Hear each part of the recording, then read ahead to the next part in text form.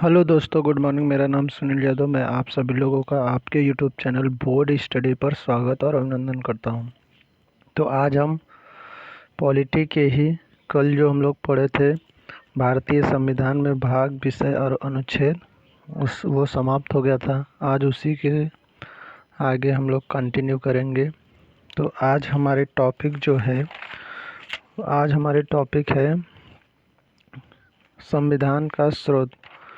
तो पहला टॉपिक है हमारे संविधान का स्रोत। स्रोत मतलब सोर्स, कौन सी चीज़ कहाँ से ली गई है, कौन से देश से ली गई है। तो आप लोग, उम्मीद है मुझे कि कल का जो पढ़ाया गया है उससे आप लोग पढ़े होंगे, क्योंकि वहाँ से 1 नंबर का क्वेश्चन तो हर एक एग्ज़ाम में पूछा ही जाता है, चाहे वो एसएससी का हो, रेलवे का हो, स्टेट का हो। जहाँ भी पॉलिटी पूछे जाएगी वहाँ 1 नंबर का क्वेश्चन वहाँ से पूछे जाने की प्रबल संभावना होती है, क्योंकि हर शिफ्ट में कोई एक ही शिफ्ट रहेगी जिसमें नहीं पूछा जाएगा एक आध शिफ्ट में, नहीं तो हर शिफ्ट में पॉलिटी से संविधान का क्वेश्चन आता ही आता है।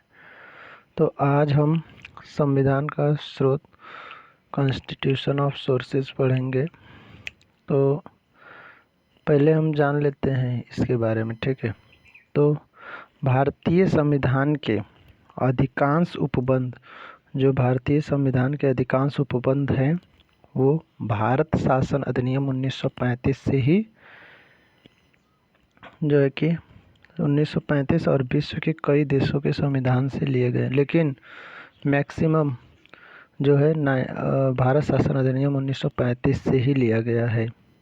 जो हमारा संविधान नहीं था तो इससे पहले इसी से सब चीज़ चला करते थे। तो पहला देश है आपका अमेरिका। संयुक्त राज्य अमेरिका से क्या क्या लिया गया है? तो संयुक्त राज्य अमेरिका से लिया गया उद्देशिका का विचार। जो उद्देशिका का विचार हमारे संविधान में है वो किस देश से लिया गया है? वो अमेरिका से लिया गया है। न्यायिक पुनर्विलोकन, न्यायिक पुनर्विलोकन ये क्वेश्चन पूछा जाता है। न्यायिक पुनर्विलोकन कहाँ से ली गई है? तो ये भी अमेरिका से। न्यायपालिका की स्वतंत्रता कहाँ से ली गई है? अमेरिका से। सबसे मोस्ट इम्पोर्टेंट जो है, जो कि अमेरिका के संविधान से लिया गया है, वो क्या है? मूल अधिकार और उपराष्ट्रपति का पद।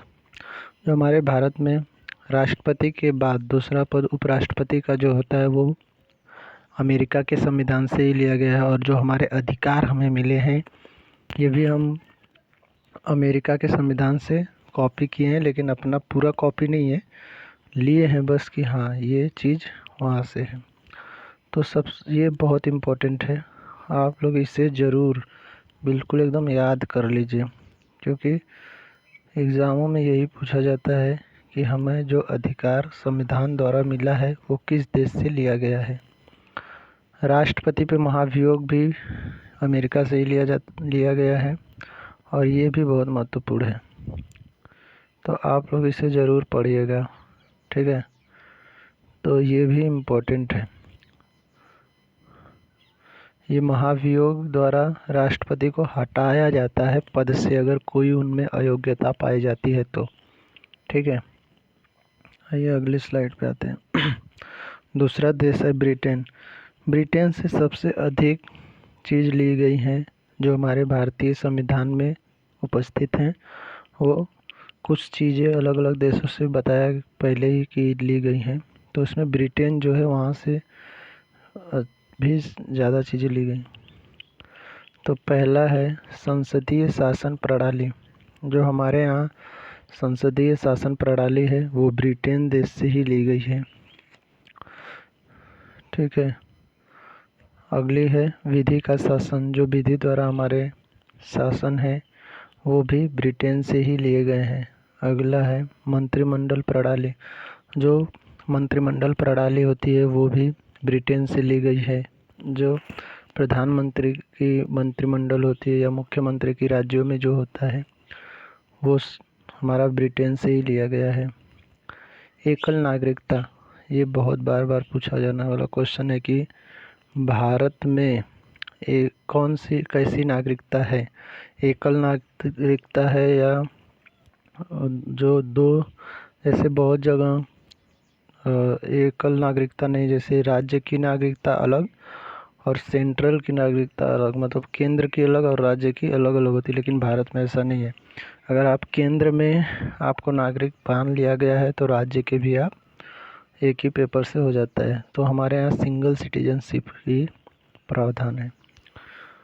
द्विसदनीय प्रणाली, द्विसदनीय प्रणाली भी कहाँ से ली गई है? ब्रिटेन से ही। विधायी प्रक्रिया ब्रिटेन से ही ली गई है। संसदीय विशेषाधिकार भी वहीं से लिया गया है। परमाधिकार भी वहीं से लिया गया है। कहाँ से? ब्रिटेन से।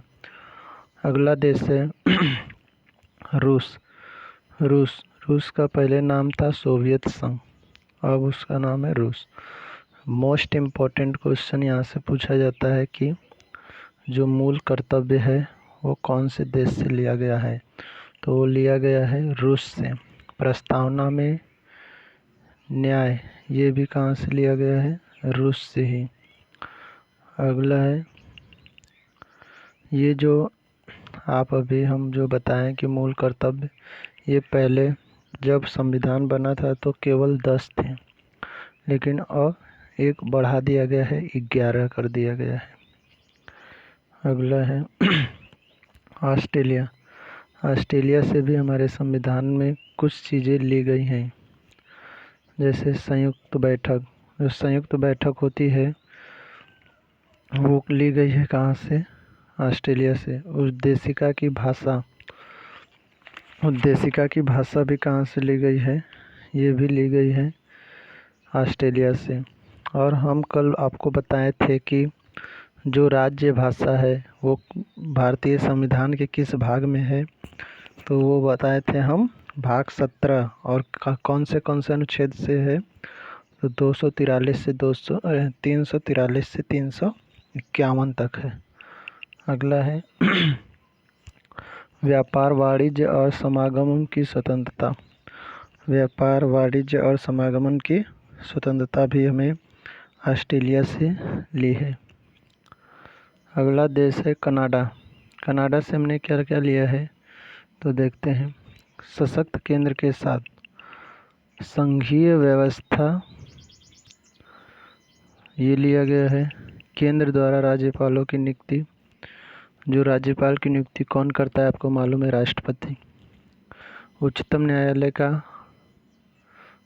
न्यायालय का परामर्शी न्याय निर्णय, ये भी कहाँ से लिया गया है? तो ये कनाडा से लिया गया है। अवशिष्ट शक्ति केंद्र में निहित है, ये भी कहाँ से लिया गया है? ऑस्ट्रेलिया से, सॉरी कनाडा से लिया गया है। थोड़ा जुकाम हो गया इसके लिए। अवशिष्ट शक्तियाँ केंद्र में निहित जो राष्ट्रपति के पास होती है वो कनाडा से ली गई है। आयरलैंड से ये बहुत महत्वपूर्ण है।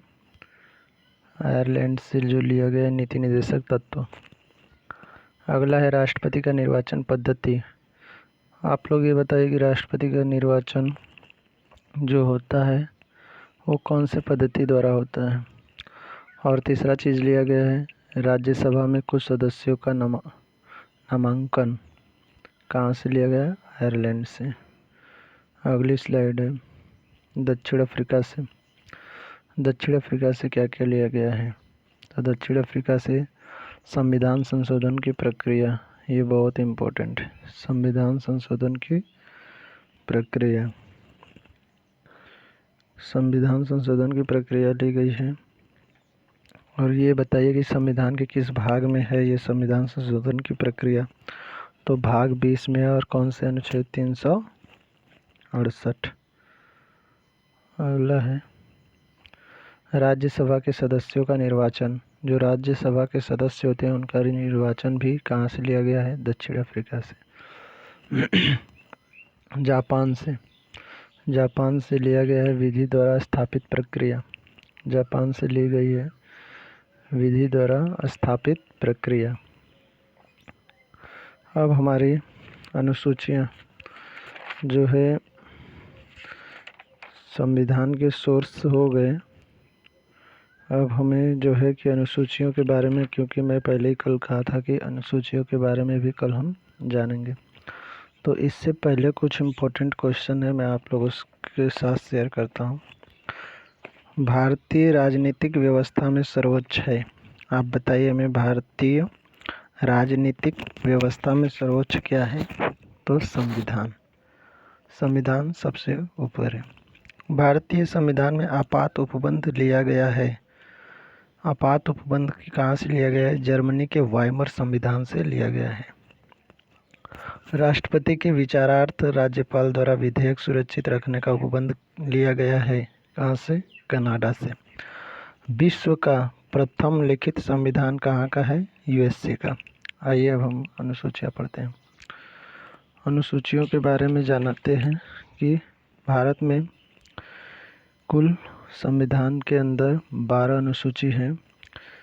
ठीक है, पहले तो इसकी संख्या 10 ही थी, लेकिन 2 बढ़ गई है। तो पहले अनुसूची में क्या है? पहले अनुसूची में है राज्य व संघ राज्य क्षेत्र। जो राज्य हैं वह संघ राज्य जो उनके क्षेत्र हैं। दूसरी अनुसूची में क्या है? राष्ट्रपति तथा अन्य उच्च पदाधिकारियों के वेतन। राष्ट्रपति या उस जितने भी उच्च पदाधिकारी हैं उनके वेतन के बारे में अनुसूची 2 में है। अनुसूची 3 में क्या है? शपथ या प्रतिज्ञा के प्रावधान है, ये इसमें प्रारूप है, तो इसमें शपथ। चौथी अनुसूची है राज्यसभा में स्थानों का आवंटन। तो राज्यसभा में सीटों का आवंटन है, ये अनुसूची 4 में है। अनुसूची 5 में है अनुसूचित क्षेत्रों और अनुसूचित जनजातियों के प्रशासन और नियंत्रण के बारे में उपबंध है, अनुसूची 5 में। अनुसूची 6ठी अनुसूची में क्या है? असम, मेघालय, त्रिपुरा और मिजोरम राज्यों के जनजातीय क्षेत्रों के प्रशासन उपबंध के बारे में कहा गया है। 7वीं अनुसूची जो है वो संघ सूची, राज्य सूची व समवर्ती सूची में केंद्र व राज्यों के मध्य शक्तियों का विभाजन है। ये अनुसूचियाँ जो हैं 7वीं, ये बहुत इम्पोर्टेंट है, क्योंकि ये जो सूची है इससे क्वेश्चन पूछा जाता है। संघ सूची, राज्य सूची व समवर्ती सूची। तो आप लोग इस पे सर्च करिएगा कि संघ सूची में कितने विषय हैं, राज्य सूची में कितने विषय हैं और समवर्ती सूची में कितने विषय हैं। आपका यही होमवर्क है। 8वीं अनुसूची में भाषाओं के बारे में बताया गया है।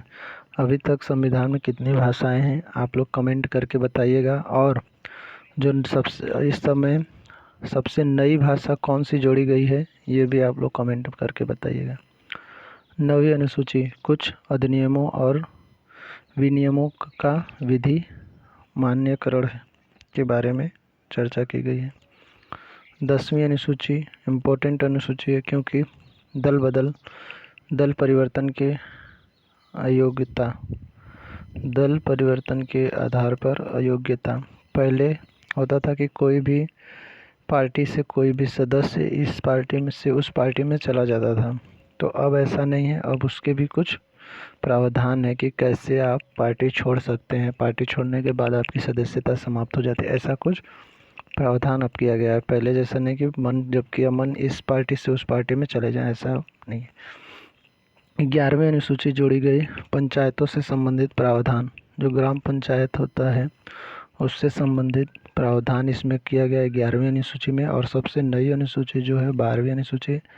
जब ग्राम पंचायतों का हुआ तो नगर पालिकाओं का भी होना चाहिए, तो नगर पालिकाओं से संबंधित उपबंध के बारे में 12वीं अनुसूची में कहा गया है।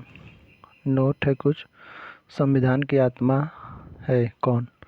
जो संविधान में ऐसी कौन सी चीज़ है जो उसकी आत्मा कही जाती है? तो उद्देशिका। और उद्देशिका को राजनीतिक जनपत्री किसने कहा है? तो ये के.एम. मुंशी जी ने कहा है। अनुच्छेद 32 को डॉक्टर बी.आर. अम्बेडकर जी ने संविधान की आत्मा कहा। ये बहुत इम्पोर्टेंट क्वेश्चन है। ये सब जितने भी चारों क्वेश्चन हैं ये अति महत्वपूर्ण क्वेश्चन है। संविधान को पवित्र दस्तावेज किसने कहा है? तो बी आर अम्बेडकर जी ने कहा है, doctor B are Ambedkar ji ने। तो आप लोग इस वीडियो को पूरा देखें, वीडियो को लाइक करें, शेयर करें और बोर्ड स्टडी चैनल को सब्सक्राइब करें, क्योंकि ये वीडियो बहुत महत्वपूर्ण है। आप लोग अगर एग्ज़ाम के पर्पज़ से अगर पढ़ाई करेंगे इस वीडियो से तो ज़रूर आपको फ़ायदा होगा और 1-2 क्वेश्चन यहाँ से ज़रूर आएगा। हर शिफ्ट में तो 2-2 नहीं, लेकिन 1-1 क्वेश्चन आने की संभावना बहुत होती है यहाँ से। तो आप लोग इस वीडियो को बहुत अच्छे से देखिए और रिवीजन करिए, क्योंकि यहाँ से क्वेश्चन पूछे जाते हैं। आप प्रीवियस ईयर उठा कर देख सकते हैं, मैं झूठ नहीं बोल रहा। अगर मैं झूठ बोल रहा हूँ तो आप लोग कल मुझे कमेंट करके बताइएगा कि प्रीवियस ईयर क्वेश्चन में यहाँ से क्वेश्चन आया है या नहीं। जो भी एमटीएस का एग्ज़ाम चल रहा है, बच्चों से पूछेगा कि क्वेश्चन यहाँ से अगर संविधान से बन रहे हैं तो ज़रूर यहाँ से किसी न किसी शिफ्ट में पूछा जा रहा है। तो आज के लिए बस इतना ही। कल फिर हम मिलेंगे 8 बजे। थैंक यू, धन्यवाद।